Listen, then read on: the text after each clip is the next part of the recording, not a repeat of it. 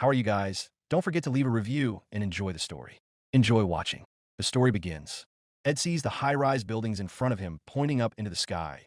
He doesn't realize what it is. What is this view? All this happened in the morning when they left the house. Ed suddenly fell down. A frightened Mina rushed to him asking if he was all right. Ed at that moment felt as if his legs had become like absorbent cotton. But he apologized to Mina and said, winking at her, that he was fine. At the same time, he offered to hurry up and get to work before the other guys. Mina was in a good mood in the morning. She chants melodiously, clean, wash, dry. Wash, dry. Ed repeats after her. Mina hangs the laundry and says what a beautiful day it is, Ed.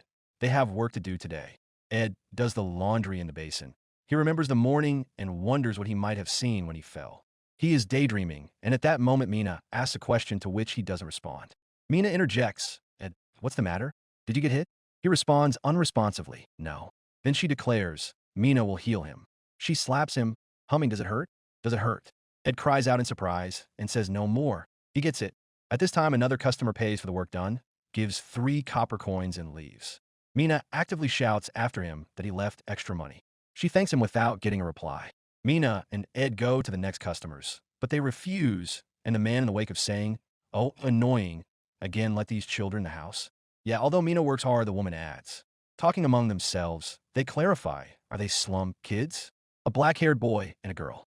Ed hears this clearly, but Mina takes his hand and says, let's go. Ed thinks he doesn't care who says what, but he won't have to worry about food tonight. Mina and Ed go to a small store where they buy food, including a bag of beans, with the 3 coins they have earned. Mina is very excited about the food they were able to buy today and won't give it to anyone. Waving the bean bag, they run merrily in the direction of home. Together, they have to do whatever it takes to survive. They return to their neighborhood, which is a miserable 1-story dilapidated building with no roads, where very poor people live. They walk to their house, and Mina is in a good mood, singing songs. The history of this neighborhood began 8 years ago. Then the city fell, and refugees were forced to settle outside the walls of the city of Treya.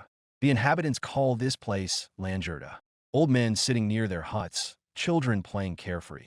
This is the picture that characterizes this area. It seems that many people here hope to return to the city and live a happy life. Apparently, that's their life's goal. In his 6 years of living here, Ed has seen nothing outside of this place. Soon Mina and Ed come to a pillar with a homemade stencil, Milne's Cure. They're home, shouts Mina. Another patient leaves their treatment center. She complains about the lack of money. Our hero's mom says it's no big deal. You'll pay when the money comes. It's fine. Mom is overjoyed and greets her with the words, welcome back, Mina, Ed. Mina throws herself on her neck and pronounces, Mom, you are home, and they did laundry today. Mom praises them and says, what a good job. She is very happy to have the children back. Mina continues to brag about the achievements of the day. She says that they got 3 coins and bought beans. Mom happily replies that they are healthy and will cook them for dinner. She turns to Ed saying that he is also good and has tried hard. Ed confirms this, but he himself reflects. This is his ancestral home where he lives with his sister Mina and his parents. The beans are boiled, and before dinner begins, they say, thank you, Mr. Leifelier, for tonight's blessing. At the beginning of dinner, Mom announces that Dad will be late, so they will eat without him. Bon appetit. Mina wishes everyone a good meal. Ed scoops up a spoonful and tastes the cooked beans. His face wrinkles. Mom reacts immediately. What's wrong, Ed? You got some bad beans. No, imithiriplais. They taste normal, don't they? Mina joins in. Ed ponders. Yes, the beans are cooked as usual, but the difference is that he can taste from some unknown past. Night falls. Mom and the children go to bed on a shared makeshift bed made of ordinary hay. Ed can't sleep. He ponders and thinks that he's only now beginning to realize how awful life is in this neighborhood. Mina turns to him and wraps her arms around him. She wants to snuggle closer to her brother and be warmed by his warmth. Ed responds by pulling his sister close to him and hugging her too. He feels he has to get out of this life. Next day, they wait and waste time. Mina says how annoying it is that there is no work today.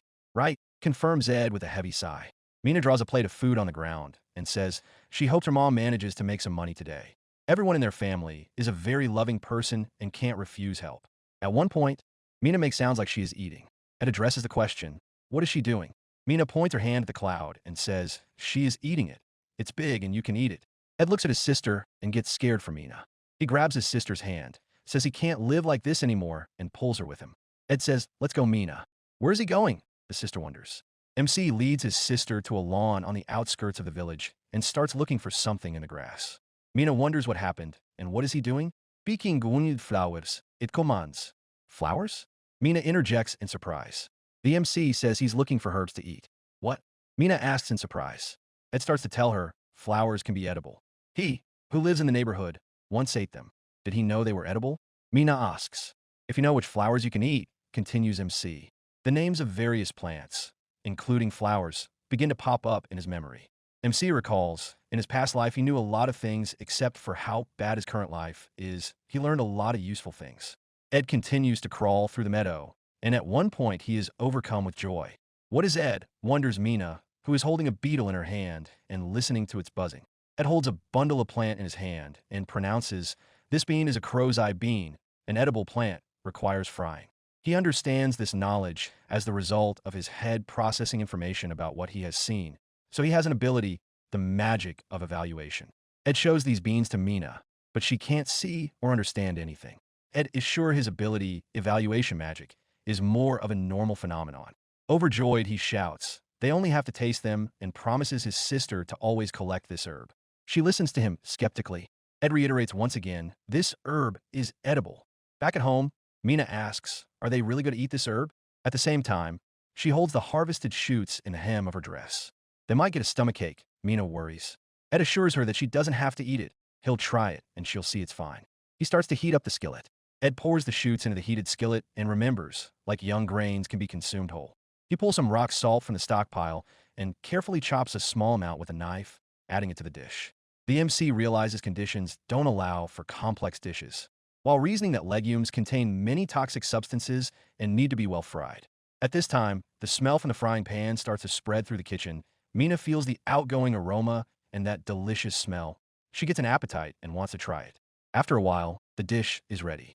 Ed checks it, it's done right. He starts to taste it, takes the first shoot and takes a bite. The taste is unusual. Mina wonders how the result is. Ed replies, thinking about it, it's not bad, but it will be better with seasoning. The flavor reminds him of peas. Mina says she wants to eat too.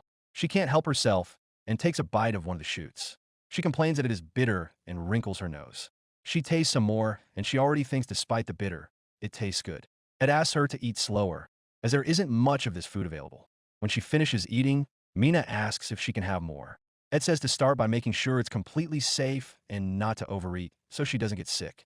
At this time, there's a knock on the door, and Mom walks in with the words, Ed and Mina sorry, dinner tonight. Ed looks at the confused mom, holds up his sister who has fallen asleep, and says, Mina has eaten and fallen asleep. He ponders. He is not sure how he remembers a past life, and how he has strange magic. He keeps thinking and thinks that with his power they can live a better life, and he will definitely make Mina happy. He feels confident now. MC remembers that cold winter evening when Mama Tamaria was saying goodbye to him. She was saying, I'm sorry, Ed. She has to go. He had terror in his eyes at that moment.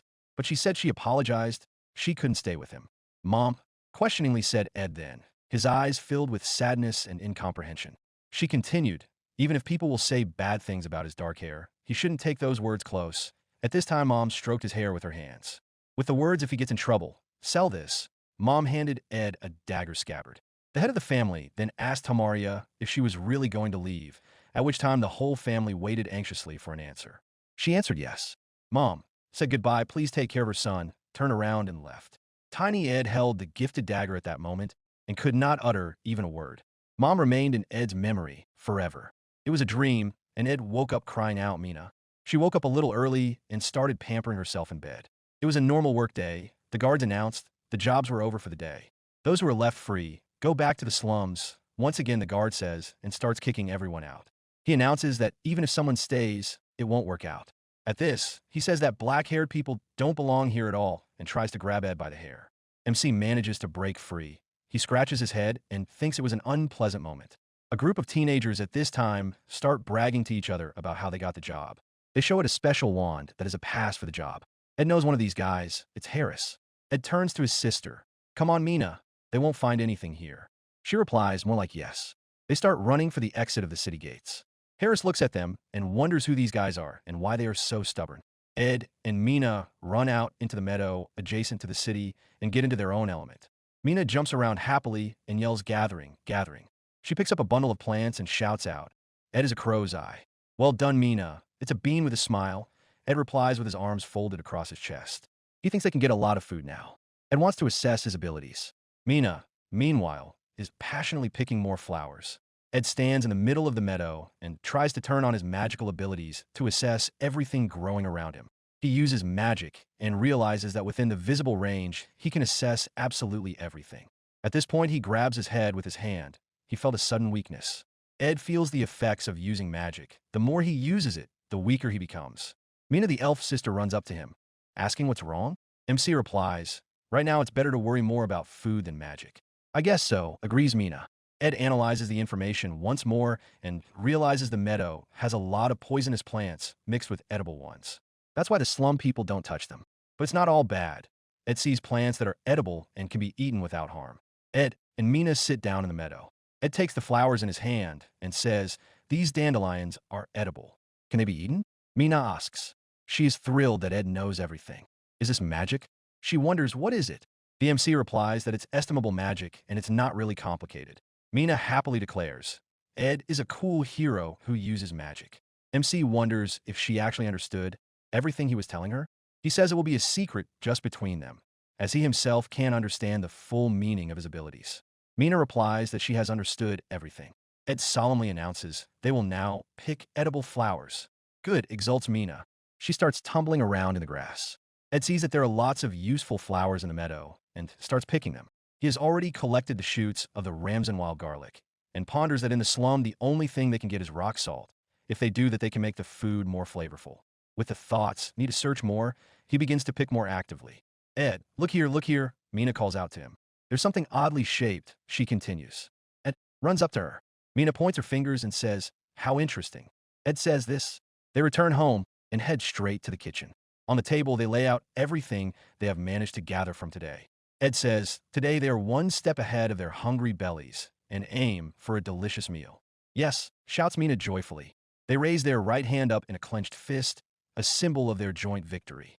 MC starts to prepare the food, but there isn't even a knife in the house, so he pulls out the knife his mom left him. Ed begins to finally chop the bean pods and does so quite deftly. Mina is delighted. She tells him he's cool. Does she think so? Interjects Ed. He stirs the food in the pot and comments that it needs to be boiled and the harmful lye removed. Needing to mince the garlic and make a sauce, Ed stirs the food in the pot and asks Mina to help him with this. She happily agrees. He suggests adding more beans and dealing with the remaining herbs. She actively begins to help as well. The head of the household returns home. From the doorstep, he smells the pleasant odors and asks if they are having a celebration today. Everyone is happy to see him back, and Mina shouts in delight. Welcome back, Daddy. The mother of the family sets the table and says she is surprised because the children have prepared all this. She invites everyone to the table before the food gets cold. As usual, they say thank you to Leiflier for the blessing and wish each other a good meal. They proceed to sample the prepared dishes. Mina tastes the first dish and shouts with delight. What a flavor, this is amazing. The first course comes, fried wildflowers with a floral sauce. A discussion begins amongst them about the prepared dishes. Are those really wildflowers? Dad asks. They have no odor, the mother joins in. The garlic sauce is the most delicious, says Ed. The second course comes, crow's eye beans. Mina tastes it and asks, it's very different from regular beans, isn't it? Ed explains, he added peas and dandelion roots. It turns out crispy and quite tasty, Mina rejoices. His mother wonders how he manages to create such delicious dishes using only rock salt and flowers. Ed takes the tureen in his hand and says, thanks to this. He offers a taste. They all get a portion of soup each and start tasting. And the third course comes, mushroom soup elda. Everyone is delighted with the flavor. Ed tells them that he boiled the mushrooms in bean broth and emphasizes that Mina found the mushrooms. Turns out you can make delicious dishes out of field plants, Dad concludes at the end. They had a very different meal before, says the mother. And Mina praises herself for participating in all this. This is the first time she has eaten such a delicious meal and asks to eat like this again. Mina turns to her mother. But the mother apologizes. She can't and looks at her daughter with regret. No, it's his fault, intervenes the father who was sitting silently before. Ed steps into the conversation and declares it's okay, Mina. They can enjoy a nice meal every day now. Right, Gwidlow Meln? He turns to his father and mother. Right, squints with a smile and answers Gwidlow. Yes, confirms Meln. Gwidlow says, in Min's opinion, Ed is their savior. She agrees, shouts Mina enthusiastically. Ed just laughs. The next morning, Meln wishes everyone a pleasant appetite. The whole family starts to eat breakfast. Mina can only keep repeating, delicious, delicious. Guidlo declares that he's happy to be able to eat in the morning. Melon expresses his gratitude to Ed. He in turn is modest and says it's not worth thanking. Guidlo turns to the MC. He says that Ed is like his mom Tamaria. She raised him well, and also his father. At this time, Mina says she's done. She's full and can't take it anymore. Dad apparently didn't bring home much food before.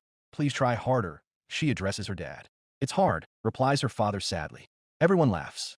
Ed and Mina's house is a small dwelling with several rooms. At the entrance is the first room, where the hospital is organized. It is the only medical facility in the slum. Mina's mother sees patients there, often for free. In the bedroom is a bed made of straw, donated by a farmer from the southern part of Dre. The kitchen is a small corner of the room with shabby walls. Guidlo goes to work. On his way out, he says, Ed, Mina, gathering is fine, but don't go too far into the woods. The woods are dangerous. Mina asks, Daddy, do your best at work. Ed reminds Guidlo that he started the conversation about his father and asks before telling. But Guidlo pretends not to understand. Ed and Mina are back in the meadow. Mina is happily galloping and saying, weed, weed, weed. Ed sits and ponders. He hasn't cared about his parents until now. Maybe it's time to ask. That's when Mina calls out to him. Look, she picked a lot of wildflowers. She says they can eat beans again today. Mina turns to ask Ed, if they eat a lot, will he feel better? MC wonders if he looks that bad. Mina apprehensively interjects. Is she mistaken? No thanks, Mina. Ed replies and grins, covering himself with his hand. MC ponders. He doesn't have to worry about his parents, whose location he doesn't know. Right now, Mina and the others is family. Ed looks at the plants Mina has collected and says, half of them aren't edible. What? Asks a surprised Mina. Meanwhile, at the hospital in the slums, Melon is seeing an elderly patient who complains that she has another cough and it won't stop. Melon asks her to come closer. Melon puts her hand on the patient's throat area and performs a magical effect. Later she asks if she feels better, to which she replies, yes, it is better. Ed and Mina return home happy. Melon tells the patient to come back if you feel worse. The patient expresses her gratitude. Ed witnesses the conversation and wonders why the woman has been coming in a lot lately. The woman hears the question on her way out and explains that her throat has not recovered for a long time. Ed decides to use his magical powers and diagnoses her with bacterial pharyngitis. Melon informs him that he can relieve the pain with treatment, but the slum is not the right place to cure diseases. It is difficult to do so here. Ed wonders what is possible to cure the bacterial inflammation. If it were elsewhere, Melon continues, one could be cured with medication. That's right. That's when a good idea comes to Ed. He prepares a special blend of herbal tea. Melon brings the cup closer and interjects. Is it really tea? Why does it smell so strange? Wonders Mina who is with them. It's herbal tea, replies Ed. He chose and mixed herbs with antibacterial effects. Anti-what? Mina clarifis. With medicinal properties, Ed goes on to say, it's actually difficult to identify bacteria. MC says that these herbs are dried in the shade, so they don't spoil for a long time and they can cure diseases, but not instantly. Understood, replies Mina. Melon tastes the herbal tea and says she liked the nice, refreshing flavor of the drink. Ed thinks it does, and it can be made a lot. Mina asks him to let her try it. She wants some too. She takes a sip and wrinkles her nose. She declares some strange, unpleasant flavor. I wonder if they can make a sweet version for children. They give the healing decoction to the patient, and after a while her throat is cured. The woman comes to Melon and thanks her. After drinking the decoction, she feels much better. Melon declares that she is glad. But the real credit for this goes not to her, but to Ed. During the conversation, Ed and Mina stand behind the door, curtain eavesdropping. Ed comes out with a smile and says he just wanted to help. He offers to give as much of the potion as the patient wishes. She replies that she would like to take some, but can't. Ed clarifies why. Because, the woman replies. She says she knows the flavor of the decoction. In her hometown, such herbs were very expensive. The following events happened randomly. Where are we going today, Ed? Mina asks. To the Doridon store, he replies. Do you want to buy beans? She continues. No, we're doing something else today, replies MC. Ed has an idea. Making tea, there's no one else to collect it. It's a wild plant. He would never have thought that tea could be used to make money. But first he has to see if it's true. Ed and Mina come to a store with a colorful sign at the entrance. But the doors of a store are closed. They look through the windows and knock on the door. At the knock, the shopkeeper comes out, a young man with a scarf tied as a tie. He greets Ed and Mina. It's been a while since they've seen each other. Apparently they're doing well. Doridon asks Ed if he has come for beans again. Ed says he'd like to ask him something. Ask? Why him? Doridon wonders. Ed continues. There is no other store that caters to slum children. He holds out a cloth bag to the shopkeeper and asks to see how much it might cost. Is this tea? Doridon asks. Do they make it themselves? He continues to ask. Ed replies, yes, and it's not a hoax. I see, Doridon says and scratches his chin with his hand, thinking about something. He invites the boys to go inside the room. They clarify, right inside? Doridon says he needs to consult with his wife. The boys take a seat in the chairs. Ed begins to wonder why Doridon decided to consult. Mina is curious about everything. It is her first time inside the store, and so she is restlessly spinning around on her chair and looking at everything. Doridon and his wife pour off a small amount of tea and brew it. They do some tasting. After a short time, Doridon returns and turns to Ed. MC is at full attention. Doridon offers to leave the tea at the store. He clarifies if that would be convenient. Ed agrees. Ed and Mina are already home. They take the already dried tea leaves off the rope. Due to his small stature, Ed holds Mina standing on his shoulders, and she removes the tied bundles of leaves. So slowly they move around. Ed ponders that if he hadn't found this tea, he wouldn't have tried it. How much could it really be worth? That question worries him too. Ed hears voices coming closer. It's Ed, he works here, Guidlo pronounces. Ed frees himself from Min, turns around, and is greeted by Mr. Doridon. The MC asks with surprise why the gentleman is in the slums. Doridon starts the conversation. He wants to know more about the production of the product Ed will be selling. Doridon looks up, examines the tea that is drying, and asks, I see this is how the tea leaves grow? That's right, replies Mina. Ed is confused. He wonders what his word means, will you? Doridon confirms. They haven't misheard. He wants to sell their tea through himself, so there's a desire to buy constantly. Does that mean Ed picks up that such tea leaves are expensive? Doridon tells us that he labeled it and was able to start selling it to rich people, even at a good price premium, because the flavor is worth it. What's he talking about? Mina wonders. It's a healthy tea. Guidlo enters the conversation. Merchants as usual, Ed thinks. Doridon explains, it all depends on the quality of the product. Giving away free samples, their store has gained a good reputation, and now nothing is an obstacle for them. That's why he's come to talk to Ed, the store owner explains. He is interested in Ed's opinion. Can they come to an agreement? Yes, replies the MC with enthusiastic cheerfulness. Of course he agrees, says one. The deal is done, replies the other. They shake hands with each other. Mina places his hands on their handshake and solemnly proclaims in full voice, the deal is on. Ed asks Mina to remove her hands. He explains not to interfere with the handshake. Mina yells that she doesn't know what a handshake is. An altercation ensues. Doridon calms everyone down. Mina happily rushes over to Guidlo and declares that everyone wants their tea. Doridon holds out a tied pouch to Ed and asks her to take this. The MC is confused. What is this? Ed and Mina untie the pouch. There are coins. Doridon explains. These are past sales and prepayment for future orders. Ed and Mina look at the coins and are just shocked. At this point, Mina becomes hysterical. She screams that the Lord is giving them fake money. Why would she think that? Interjects Doridon in a rage. She screams, real money doesn't have that color. It should be brown. No, Mina, it's silver, Ed interjects. He knows that Mina has only ever seen copper money before. Silver what? Mina asks. Actually, it's more than his salary, Guidlo says. He is ashamed, as the head of the family, of his income. Another morning, Ed and Mina arrive at the Doridon store. They greet each other. With the words, this is the goods for the week, Ed hands over the tea. Mr. Doridon takes it and begins to look at it.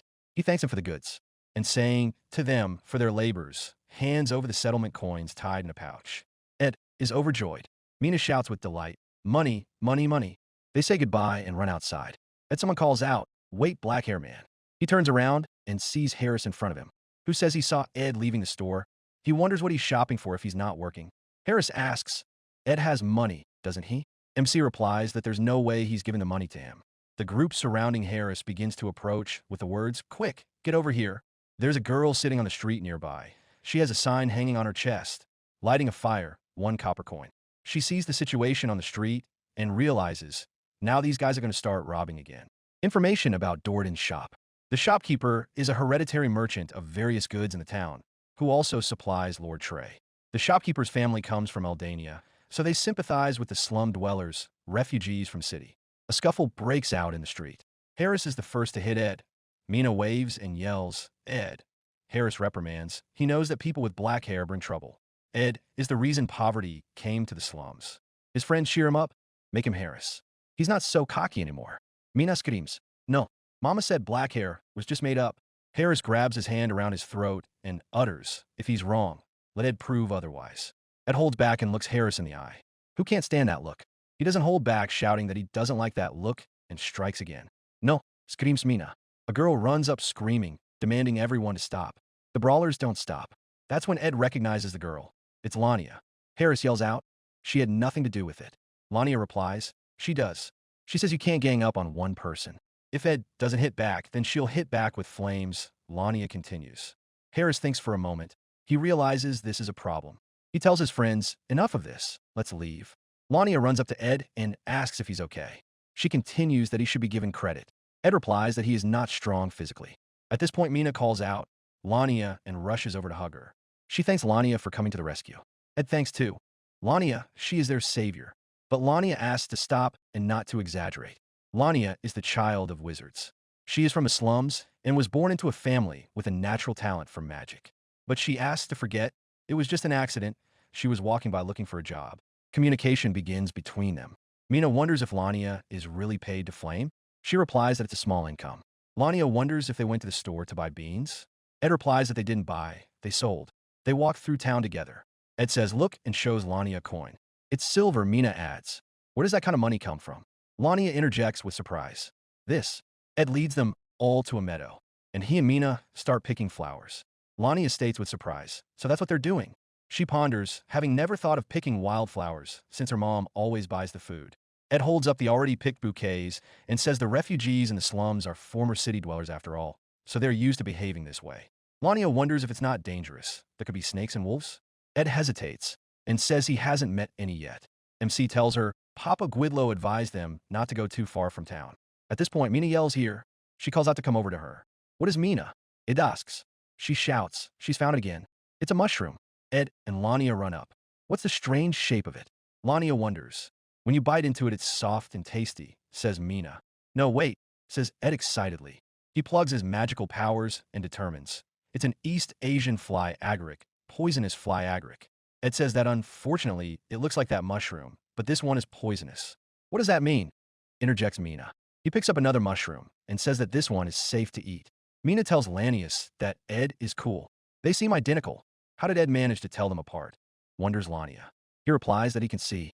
She doesn't understand what he can see. Mina joins the conversation. It's appraisal magic. Ed has mysterious powers. He asks not to tell anyone about it. Lania replies that she understands and laughs. Mina rushes over to the other mushrooms screaming. "Hey, what about these?" He says, "You can't have those either."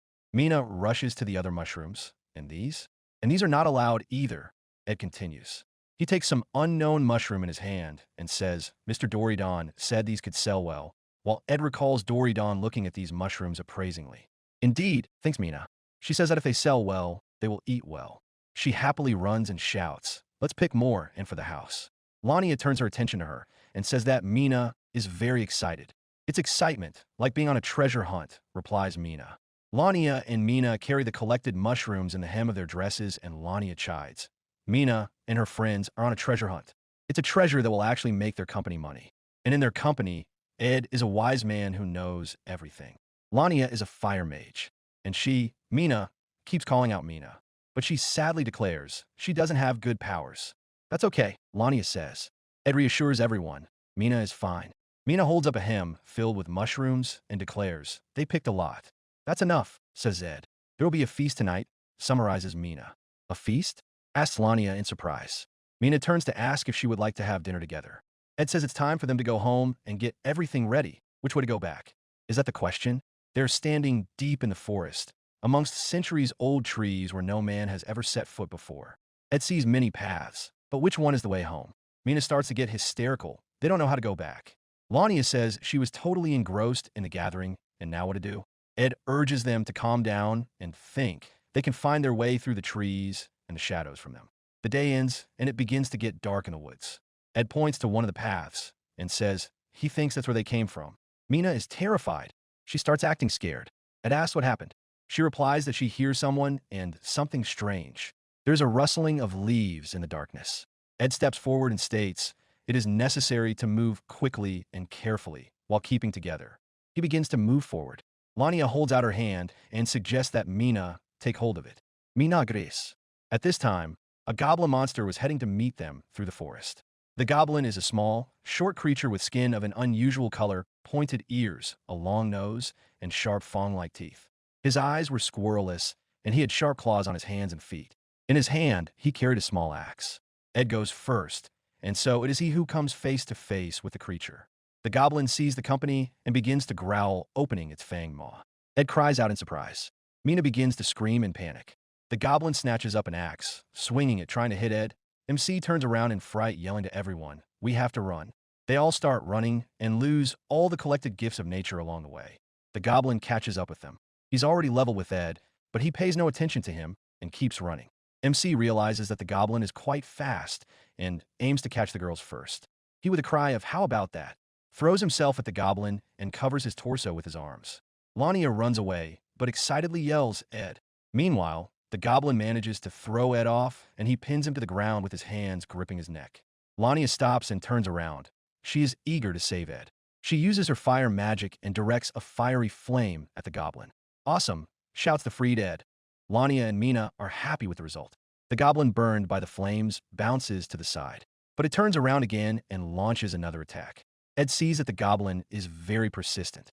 The goblin rushes at Ed with an axe. The MC gets a knife in his hand. Ed manages to intercept the goblin's arm, which is raised to strike. Mina rushes to his aid, shouting, "Ed." Lania feels herself running out of strength. Ed screams that he doesn't want to die. Ed realizes that they can't lose. He senses something happening, and suddenly his powers increase. What if he can still win? Ed thinks. He manages to dodge and delivers a stabbing blow. The goblin lets out a terrifying howl and drops dead. Ed stands a loss. He does not understand the reason for the surge of his strength. At this time in his baptism of fire, he manages to upgrade his status to blessed. Shouting, "Ed, is he all right?" Lania comes running up. Mina runs up behind her with a shout, "Ed." MC is in a confused state. He doesn't realize if he's okay. He turns to the girls and says, "Thank them for their help, both of them." Mina replies that she didn't do anything. As if to say, "We'll talk about it when we get home." Ed continues. He says, "First we need to get out of these woods." Lania and Mina see more goblins appearing behind Ed's back. There are already 3 of them. Ed turns around. They see it all together, and they're in a state of shock. A little backstory. 8 years ago, monsters swarmed from the demon realm. People were fleeing from the monster horde. Through the northern city of the kingdom of Merlia, Eldania found herself in the path of the horde. Eldania's troubles did not end there. At the time, Merlia was in a state of political instability. Fearing civil war, the feudal lords did not risk sending troops. The inhabitants found themselves surrounded by monsters, alone, with no help. The only option for the people of Eldania was destruction and escape from the city. That's what they thought as they left their homeland. If you look at the map, you can see that Eldania is in the north of the country, in the center of the mountains. To the north are the ranges of the Helcon Mountains and Titania, the sacred land. To the west is an uncharted land filled with miasmas. To the south along the river Elda is Train, the city where Ed lives, which has strong walls and is ready for monster attacks. Further south along the river Murda is the royal capital of Mercilia. Meanwhile, in the forest, Ed and company see 3 goblins in front of them. He ponders and thinks the situation is bad. Ed turns to the girls and says he will distract the goblins and they should run away and not look back at him. The goblins growl in unison. Ed snatches a knife and gives the command to run. The girls shout, "Ed," as they try to run but look back. Ed lunges at the goblins with the knife. And at that moment, with a wild roar, the goblins drop dead. Ed is at a loss. He doesn't understand what's happened. He hears a voice. Children should not go into the forest alone. It appears just in time a young man. He keeps asking if the children are hurt. He turns to the guys with the words, "They were very helpful." His partners thank the guys too. Ed, among the group of rescuers, recognizes Guidlo and greets him. Mina starts shouting joyfully, "Father!" Guidlo says he warned them not to leave the city for this reason, because they almost lost their lives. Do they even realize that? He turns to the children and takes a deep breath to calm down. The children stand there all scared and feeling guilty. Guidlo leans over to them, putting his arm around Ed and Min's shoulders. He says that they scared him a lot. He's sorry it happened, but it's good that they're safe now. "I am sorry, Dad." Mina says, "It's okay." She says, they're standing near the goblin corpses, and the guild elder tells them that they were actually very lucky. He and his companions were also on the trail of the goblins. They were hunting for goblins? Wonders a surprised Lania. The senior of the group tells, they were following the activities of the monsters. They are the Adventurers Guild. This mission was on the Lord's orders. Mina takes hold of Guidlo's sleeve and asks, "Did Daddy work?" "Yes," he replies. Guidlo begins to tell, there was a story that happened before they were born. It was the story of the crush in Eldania. The man who managed to get out founded the slum. Ed enters the conversation. Yes, it's true, confirms the elder. These creatures could destroy an entire city, he says as he looks at the corpse of the goblin lying there. That's why the Lord is watching them, adds one of the younger guild members. Ed wonders, has the situation not improved now? Are there many corpses? Asks the older one to the adventurers. 2 killed, replies the same young guild member. Then 1 for me, gives the elder's command. The elder turns around and walks away. Mina shouts after him. Ed can help too. He stops and wonders what. Ed tells him that the 3 of them were in a fight with a goblin. The older man doesn't believe it and asks again, did they? Really? They walk over to where the goblin is. The older man says he understands and asks the children to stay behind. He pulls out a dagger. What is he doing? Mina asks. He gets closer to the goblin and kills it with the dagger. Something incomprehensible begins to ooze out of the goblin. What is it? Ed asks. It's miasmas. Monsters emit poisonous miasmas, explains Gwidlow, who is nearby. It can be dangerous and you'll have to wash off for a very long time, but it's best not to go near them, he continues. This is why, even after 8 years, refugees cannot return to Eldania because the miasmas brought by the hordes still corrode the city. Gwidlow finishes his story. At this point, the older man reaches back and says, Ed, take it. Be careful, you better not touch it with your bare hands, he continues. Ed takes with his hand, through the cloth, a stone of complex geometric shape that is smoking. He sees it is a magical stone, using purified magical crystals and magical objects as its energy sources. Is this normal? Asks Ed. The young adventurer replies, they beat them. It's their share. He adds that when they sell it, they'll make a nice profit. Not a bad raise from the adventurer? He wonders. Yes, agrees Ed. They're about to leave with the words, the slugs will finish the rest. Okay, little travelers, let's get back to town, says Gwidlow. They leave. Lania asks Ed to hold up. He turns around and waits for her. When they are leveled, Ed starts a conversation. He apologizes for the day. He invited her and ended up putting her in danger. No, it's okay, Lania replies. She says she wants to apologize. Ed doesn't understand why. She knew about Ed before that he couldn't stand up for himself, but he turned out to be different. She continues, Ed turned out to be a brave man who went up against monsters.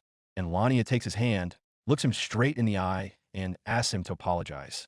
He and Mina protected her. Thank you, Lania says and squeezes Ed's palm harder.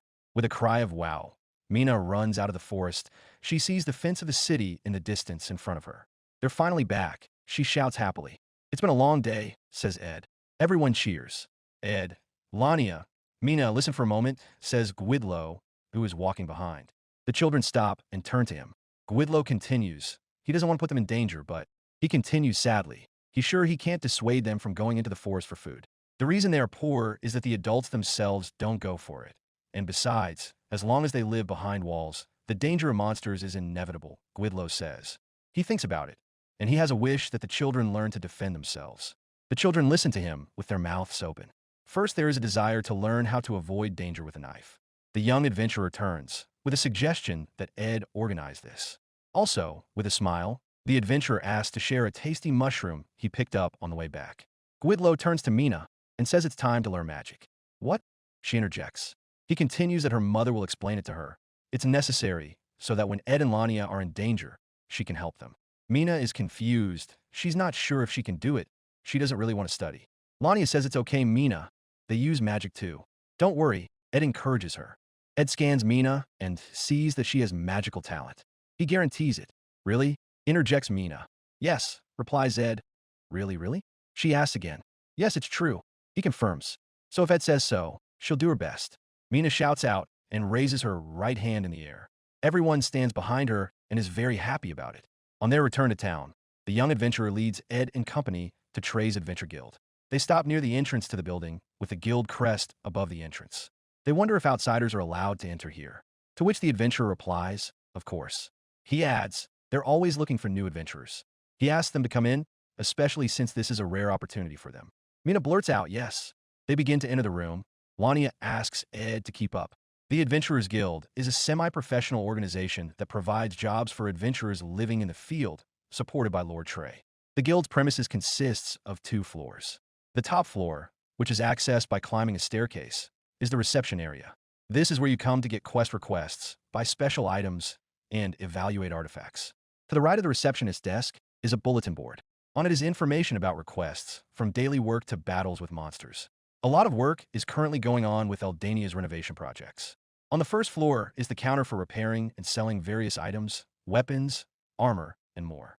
It is located along the right wall of the room. Along the left wall is a bar counter. Here you can buy large portions of endurance rice and cheap alcohol, which is the main argument in favor of this place. In the center of the room are tables and benches for visitors. The events are moved back half an hour. You can't buy magic stones from them, declares the stranger to whom Ed and company have been led by the young adventurer. The adventurer explains that his acquaintance has his own channel of communication for sales because he communicates outside of town. The adventurer wonders if the guild is this channel. The stranger inquired why they wouldn't approach them directly, and he offered to escort the children directly to the guild. The guild was bustling that evening. Among the visitors, the senior of the Goblin Hunter group is also present. The visitors are actively socializing, drinking beer. When Ed and company entered the room, none of the visitors paid any attention to them.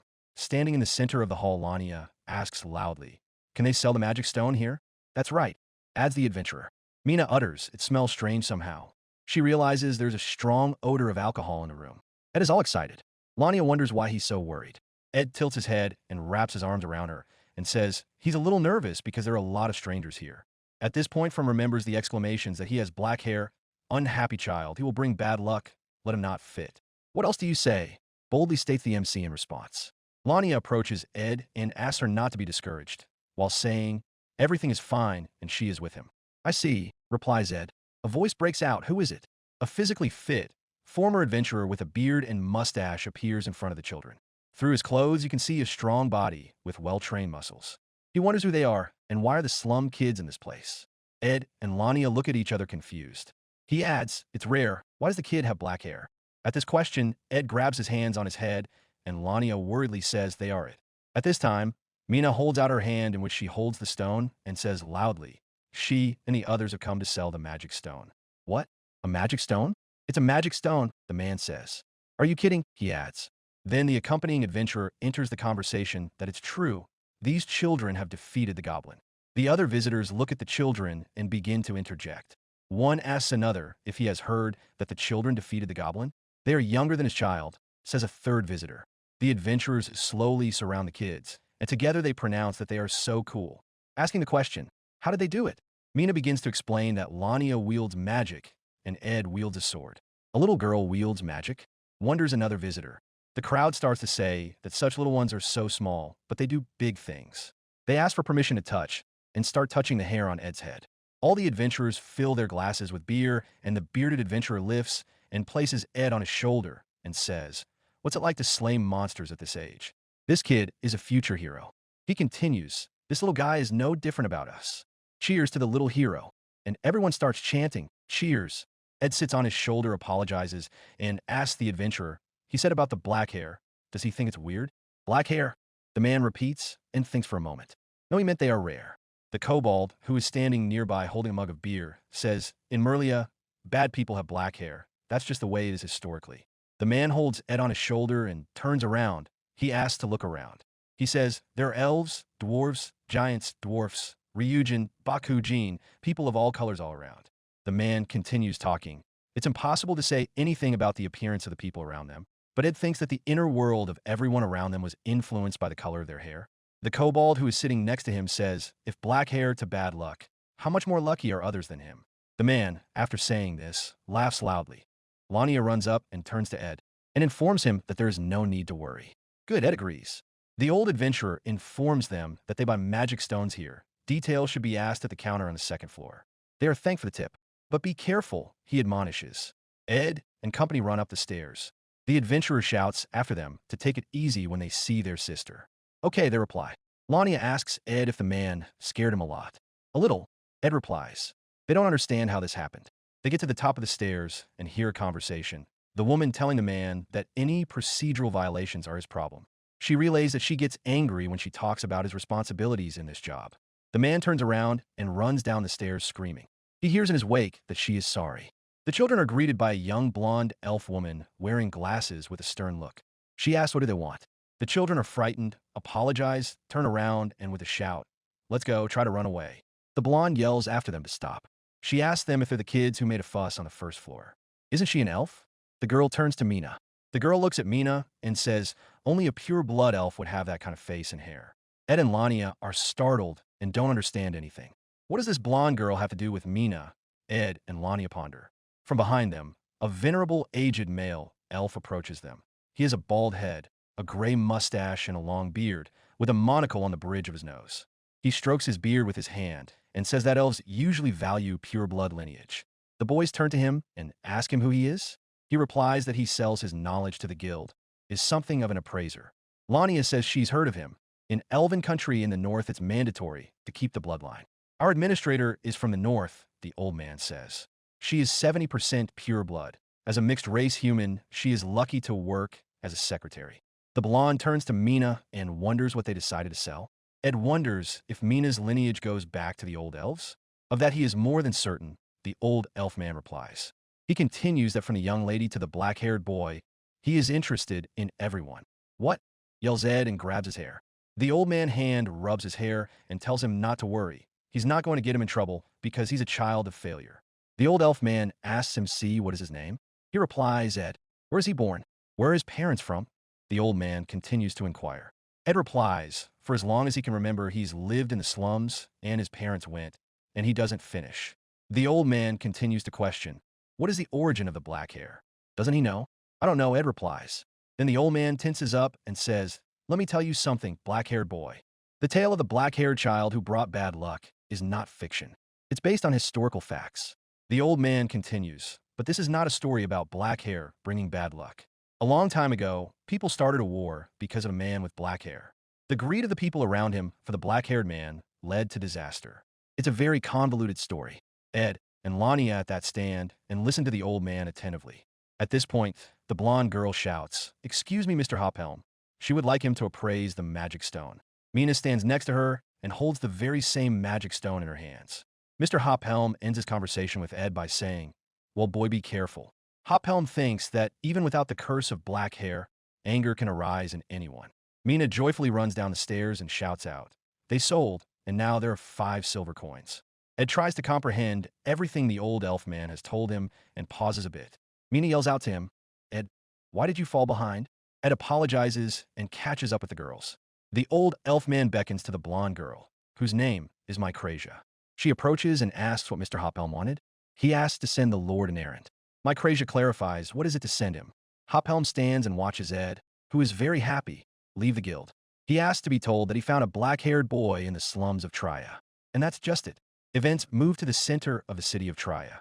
A messenger arrives at the palace of Lord Traya, which is a multi-story building, well fortified, located in a safe area of the city and to which a long staircase leads. He is met by the Lord, Count Thomas Zeckenbar. At the meeting, the Lord asks if the messenger is from the Adventurers Guild and asks him to make a report. The messenger sends a message. A black-haired boy from the slums has been found. The Lord listens to the message and hesitates. He interjects, "What? A black-haired man in the city?" In the doorway, behind the curtain, a girl happens to overhear the conversation. She reflects on what she has heard. That black hair was in an old fairy tale. The city of Traya. It is a fortified city built for defense against monsters from the north. It is divided into separate districts. The district is the castle of Traya. It is the residence of Count Zeckenbar, which is located on a small hill in the center.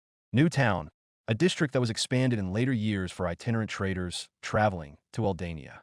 It currently thrives as a base for monster hunting adventurers. On the side, bordering the demon realm, the high walls of the castle have been erected.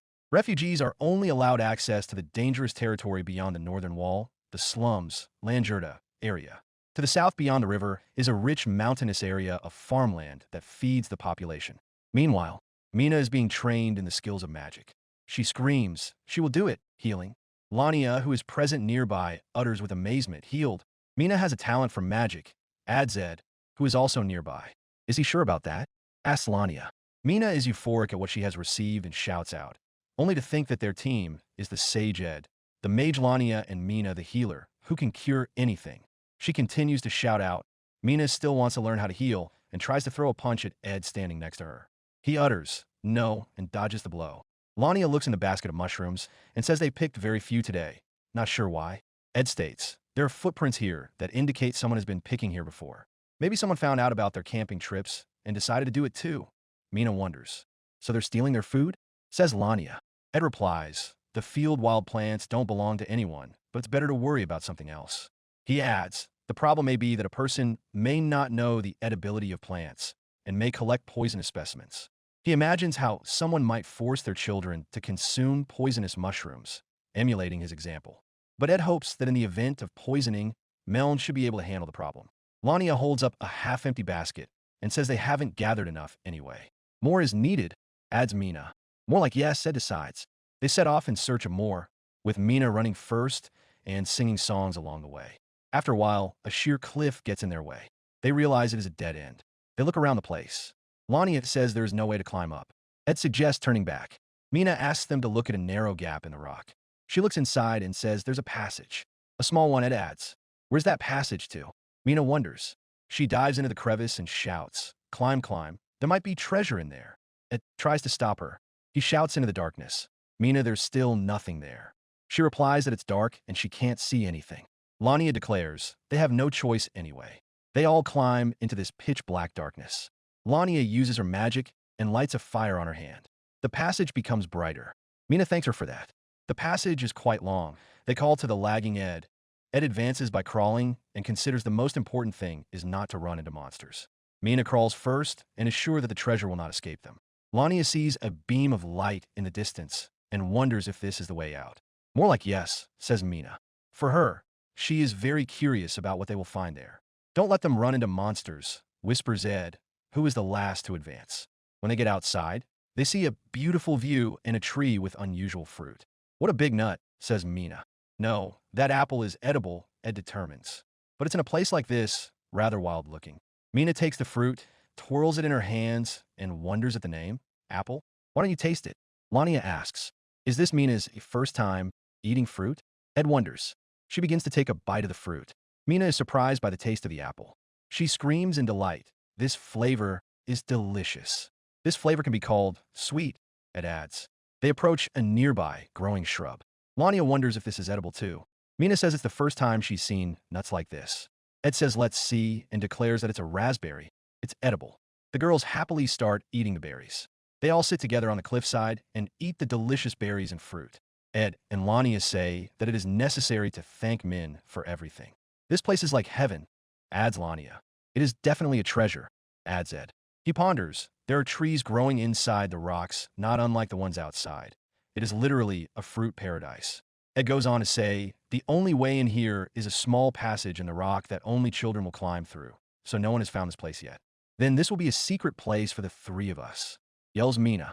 Ed starts stroking Mina's head and says it's all thanks to her curiosity. Mina laughs softly. Suddenly she asks how much Doridon will buy them for. Lania tells her, from what her mom says, Doridon's store hasn't sold much fruit since Aldania was destroyed. Really? They must be expensive, Ed says. He looks at the fruit he's eating and sees, using his estimating powers, that the apple is already starting to spoil. Ed says, judging by the fruit, the ripening time has passed, and they probably won't have time to sell the fruit. So it's a waste of time then? Asks Mina. Ed replies, he doesn't feel like wasting his energy, but an idea comes to him. He shouts, right? And they head home. And there they are at home. They walk into the house. Lania is the first to enter and sees her mom. Her mom greets them all, welcome back. Lania wonders why her mom is here. Mom explains that Meln is busy at the hospital, so she came to help. She thanks Ed and Mina for being friends and picking mushrooms together, which is a big help to them. Ed and Mina state that there is no need to thank them. Mom wonders, did they find something good today too?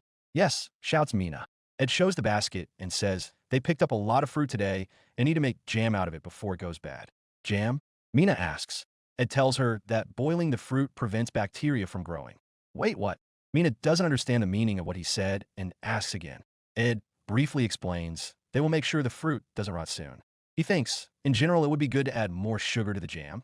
Without sugar, it will hardly work. Mom intervenes in the conversation and suggests that instead of sugar, you can use honey. Right, agrees Ed. Mom goes on to say, honey must be sold nearby. She used to collect it every year and sell in bulk in Traya and other towns. Lania wonders animatedly, did Mom make jam? Yes, she replies, when she lived in Aldania. Ed makes a request to help then, since this is their first time making jam. Mom gladly agrees. Ed shouts thank you and says they're going to Mr. Doridon for honey, and they all run off together. Mom asks them not to forget the container. They promise not to forget. At Mr. Doridon's store, they take the required amount of honey and also make arrangements to sell jam. Then they go to their secret place, where they additionally pick up fruit and return home with full baskets of fruit. They're already home, and the jam-making process begins. They put the first pot of fruit on the fire. Mina very soon asks for a sample, but Ed explains that this is the sanitizing stage and they can't taste it yet. While the first batch of jam is brewing, Ed and Lania are busy peeling the next batch of apples. Mina stirs and asks to be allowed to do the peeling too, but Lania won't let her because she might hurt herself. Lania's mom is stirring the almost finished jam in a pot. Lania, who is standing nearby, inhales the aroma and says it smells delicious. "Isn't he finished?" wonders Mina, who is also nearby. Ed replies, "Just a little more." After a short time, Mom asks if they want to try some. All together they taste the finished jam, and in unison they shout, "Sweet." Lania says the jam didn't come out much, but it is delicious. "The jam is amazing. It adds. It will sell out fast." Mina says confidently. They take the jam to Dordan's store, and he gladly agrees to buy it. Doridon says that the jam hasn't been on sale since the destruction of Aldania, and there will be plenty of people willing to buy it. Ed and company are very happy about this. After a while, Ed and the company come to the store to settle accounts for the goods. The batch of jam was small, and the quantity was limited. Doridon regrets the small quantity. "You have liked more." Ed says they won't be able to pick new apples until next year. Doridon explains that at the end of the sales, after deducting the cost of the containers and honey he paid for them, there is an amount of money left over that he is paying them. Doridon hands him a pouch of coins. Mina takes the pouch, and by the weight of it, she feels it is quite small. Lania says that's because the cost of the honey was rather large. Doridon interjects, "Are they sure of the small amount of money they received?" They return home and open the pouch they received.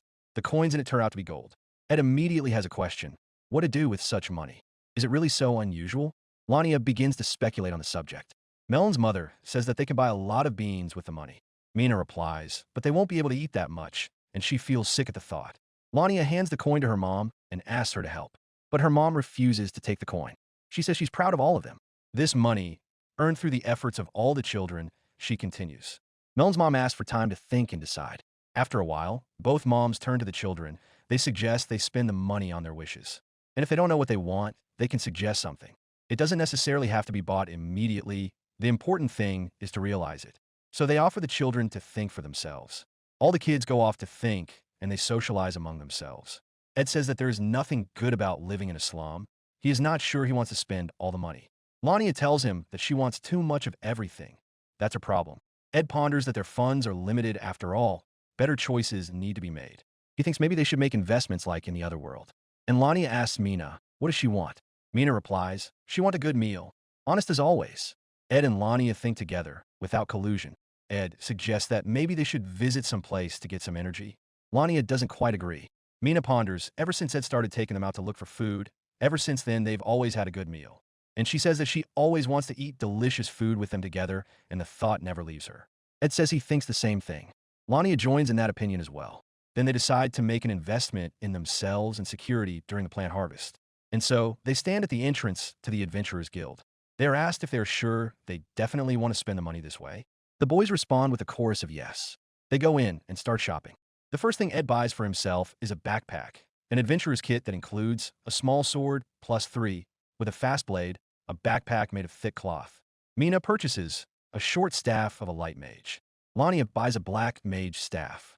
Together the girls buy noble clothing +2 made of the same leather cloth. Mina also buys elven dress. The adventurers present note the correct choice and notice the clothes look good on them. The guild salesman adds that they are very much suited to their purchases and look like seasoned adventurers. In response, they say that starting today, they are going on an adventure. With glee they shout that they are off. See you later, and begin to leave the guild. At that moment, they hear a voice behind them, asking them to wait a bit. They stop and turn around.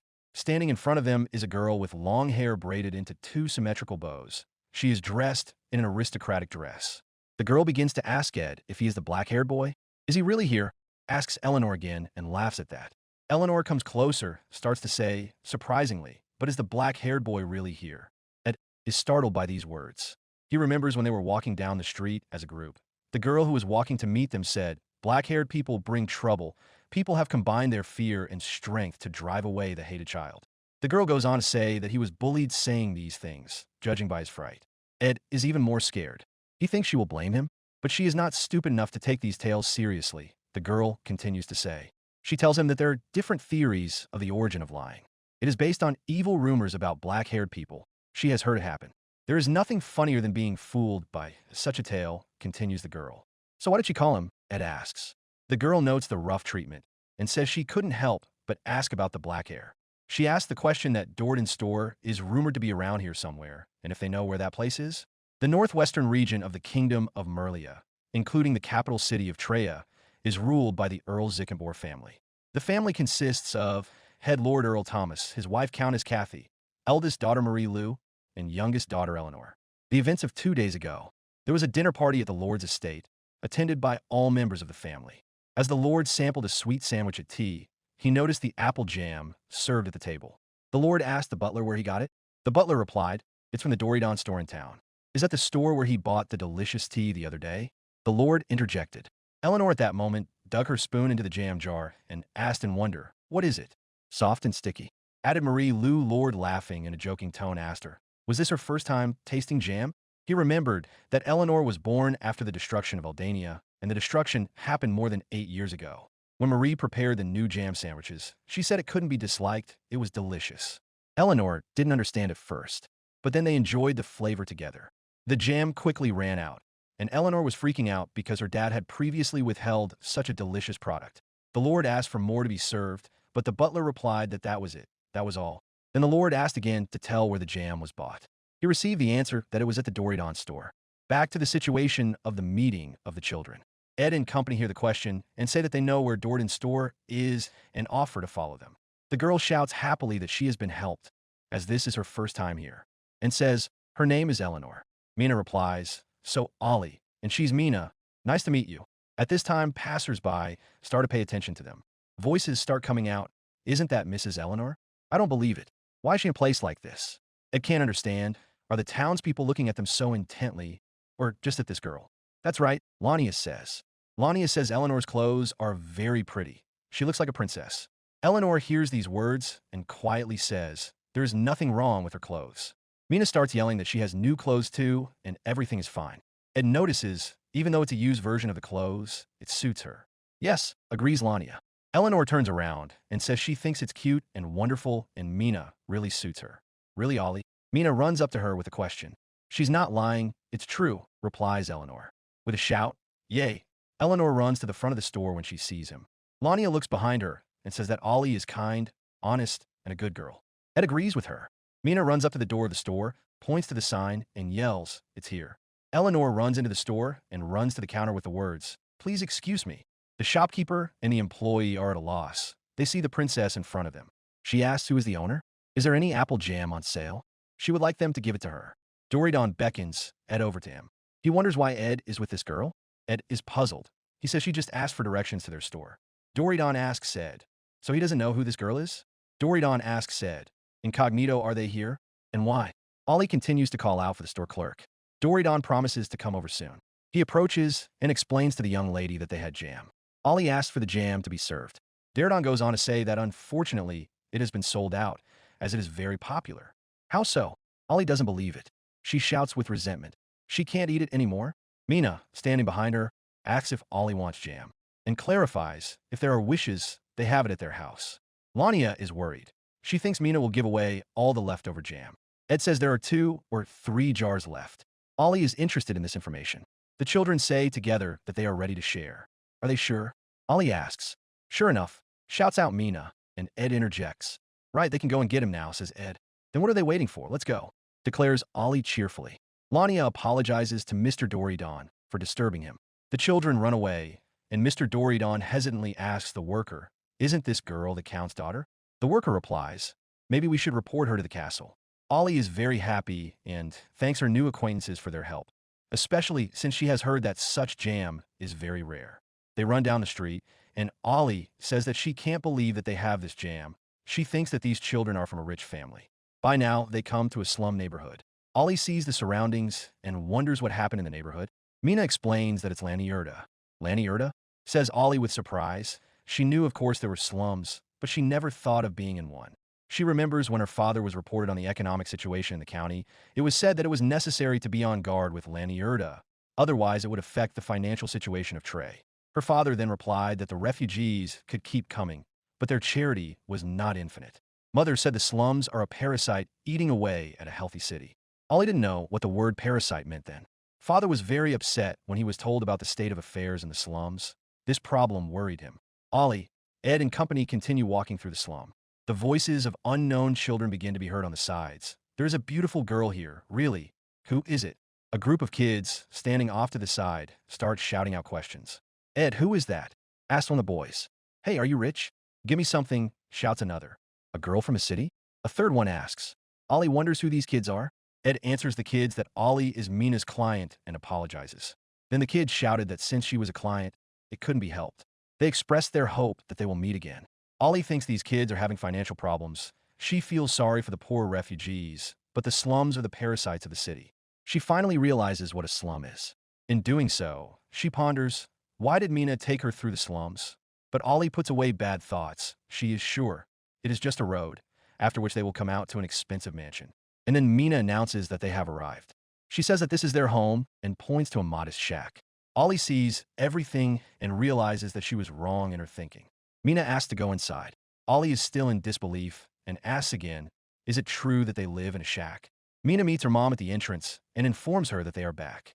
Mom is surprised, as they have never brought someone from town before. Mom invites Ollie in and asks if the guest is rather surprised at how dirty the slum is.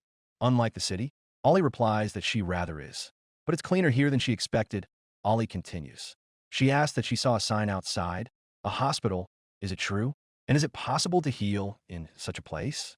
She wonders. Mom replies that it's definitely not the best business. But there are sick and injured people everywhere. Doesn't this place deserve free treatment? Says Mom. Ollie asks with surprise, free? Everyone has the right to be healthy, Mom says in response. Mina calls out to Ollie to follow her. Mina climbs on the shelf for jam. Ed asks her to be careful. She takes out a jar, and with the words, here, Ollie, this jam is passed from hand to hand. Ollie takes the jar and says, this is it. She can't believe she found it. But what is expensive jam doing in a slum? Wonders her question. Ed explains that they made it themselves. They made it themselves? Interjects Ollie. Yes, replies Mina cheerfully. They all climb on the roof of the house together, and Ed starts to tell her there was no such thing in the slum, so they had to make it themselves. They stand on the roof, and Ed looks off into the distance and says they had to go through the meadow they can see and further into the woods. It's the northern forest? Isn't it dangerous? Ollie asks. That's where the monsters come from, isn't it? She continues. Yes, it was dangerous, replies Ed. He continues, they had to fight a goblin. Lania adds that at the time, she thought they were going to die. Ollie is delighted with the adventure story. They're the same age as her, though. Ollie interjects. That's right, replies Ed and pours tea into cups. But they went there to collect herbs for the tea. He continues. And Mina says that it was through the jam that she met Ollie. Ollie pronounces she doesn't like herbal tea, but she likes their tea very much and asks for more. She says their tea has a real and delicate flavor. And the jam they've been working on is really good, and she asks for permission to take some more with her. Of course you do, Mina agrees. Mina starts to scream in fright. A unit of county guards enters their courtyard. They are well-equipped soldiers, in full battle gear with helmets and protective armor. One of the guardsmen sees the children on the roof and shouts out, there they are. Ms. Eleanor, the unit commander addresses her. What happened? Why? Asks a frightened mistress, Eleanor. Lania shouts out in confusion. Ollie completely calmly says, I've been found. She turns to the guardsmen and says her friends are here. She is here of her own free will with her friends. She will not tolerate being rude to them. Ollie, Mina addresses her. She replies that she apologizes to Mina for not telling her that she is Eleanor Zickenbor, Count Trey's daughter. The Count's daughter, Ed says, and sweat breaks out on his face. The man who will run this city. Hoots Mina. A true princess, says Lania. At sunset, as it begins to get dark, they say goodbye. Ollie says that today was a very good day, and she expresses her gratitude to all her new friends. She holds the jam jar and continues talking, ashamed that she didn't tell them anything beforehand. But she has seen the slums with her own eyes, and the reality is different from what she has heard before. Even in Laniurta, which is so reviled by the townspeople, there are good people like them. She definitely wants to meet more of them. With the light they give off, they're sure to change Laniurta. Mina shouts out to her, see you later, and Ed ponders the words said. They will change Laniurta. To be continued. Thanks for watching. Write your feedback in the comments. If you like the story, please like and subscribe. See you soon.